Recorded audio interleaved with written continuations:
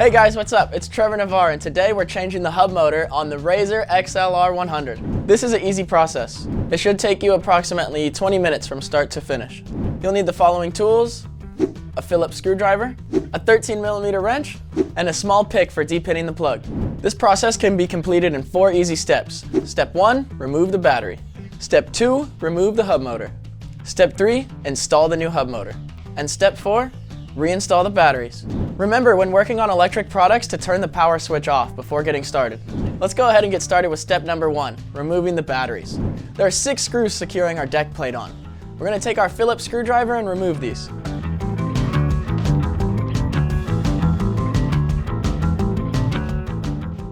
Alright, now that we have our last screw out, let's go ahead and set this aside somewhere nice and safe so we don't lose them. Now we can take our deck plate off.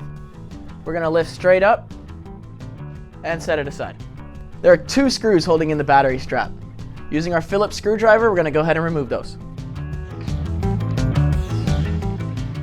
Now that we got both screws out, let's make sure not to lose them. Now let's get the battery strap and cushion out of the way. Make sure we don't lose these either. Now with the battery strap and cushion removed, let's go ahead and take our battery out. We're going to carefully pull straight up, making sure we don't damage any wires or cords. Now let's trace our battery wires back to see where they're plugged in. To remove, simply pinch and pull. With our battery disconnected, that concludes step 1, removing the battery. Let's move on to step 2, removing the hub motor. Let's start by tracing the motor wire to the connectors. Once we find that, simply pinch and unplug. Next, we're going to depin our motor wire connectors. Doing so, we're going to take our pick into the open end. We're going to apply pressure on our silver tab here, freeing one wire at a time. Gently give a tug and pull until freed. Now let's go ahead and do the same for the other wire. Placing our pin inside the gap, pushing on the metal tab, and gently pulling. Now always remember to be gentle. Let's not force anything. Now that we have our connector all freed, let's go ahead and set this aside. It's very important we don't lose this. Now towards the back end, we have a rubber grommet. We're going to go ahead and free that by giving a gentle tug. Simply pushing from the inside and pulling from the other. It will free up the grommet and it'll stay right there on the motor wire. Next, let's go ahead and free the motor wire from these tabs.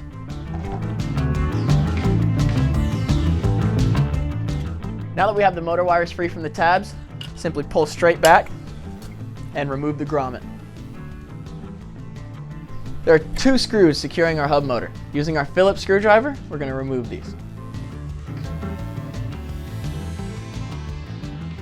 Now that we've freed our 2 screws, make sure we place them somewhere safe where we don't mix them up. Using our 13mm wrench, let's go ahead and remove the nut on the right side of the scooter. Remove the nut, followed by the 2 washers. Let's go ahead and set these aside. Now to free the back wheel and hub motor from the scooter, we're going to go ahead and apply even pressure on the axle and the hub motor and push straight down. And it pops right out. Now with the hub motor out, that concludes step 2. Now on to step 3, installing your new hub motor. Alright, now let's take our new hub motor and remove the nut and washers. You may need your 13mm wrench if it's snugged on there. Now let's go put our new wheel and hub motor into the scooter. Let's make sure our hub is on the left side and the wires facing up. While placing the new motor, let's make sure our wire is up and the holes line up perfectly. Let's place our kickstand down so nothing tips over while we're working. Using our Phillips screwdriver, let's reinstall the 2 screws holding in the motor on the left side. Simply make sure our holes are lined up and righty-tighty. Now for the right side of the scooter, let's go ahead and put our flat washer on, followed by the star washer, and followed by our nut. Using our 13mm wrench, let's go ahead and tighten the nut. Next, let's take our rubber grommet from earlier and go ahead and put it right back on the motor wire. Once we have that done, let's go feed the wire through the hole in the back of the battery frame. Now with our motor wire back in place, let's go ahead and tuck that rubber grommet back into the hole. Simply line up the grommet and give a push, running your fingers all around the edge while pulling from the other side. We want our rubber grommet to be even on both sides. Next, let's take our connector that we removed earlier and go ahead and reinstall it. Let's make sure our red wire is on the top with our tab facing down. Now the tab being the silver prong that we've had to push in with our tool earlier.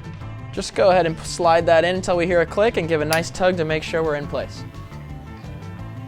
Now let's go ahead and do the same thing for our black wire. Let's make sure our tab is on the left side of our connector. And we're going to slide into place gently and give a little tug to make sure everything's connected. Now that we have our motor wires connected, let's go ahead and plug it back in. Red to blue, black to brown. Go ahead and press together until you hear a click. Don't worry about making a wrong connection, as the motor wire is a different plug from the battery plug.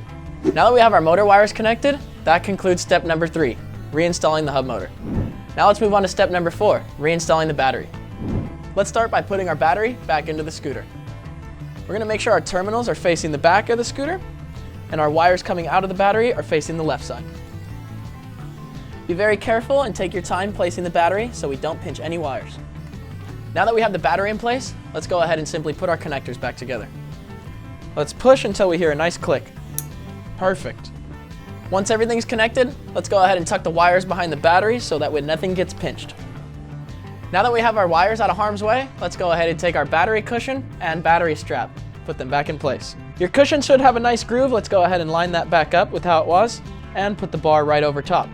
Now to secure our battery bar, let's take our 2 screws and our Phillips screwdriver from earlier and go ahead and tighten this down. Now that we have our battery nice and secured, let's go ahead and put our deck plate back on. Simply slide it on and line up the holes. Using our Phillips screwdriver, let's reinstall the 6 bolts securing our deck plate.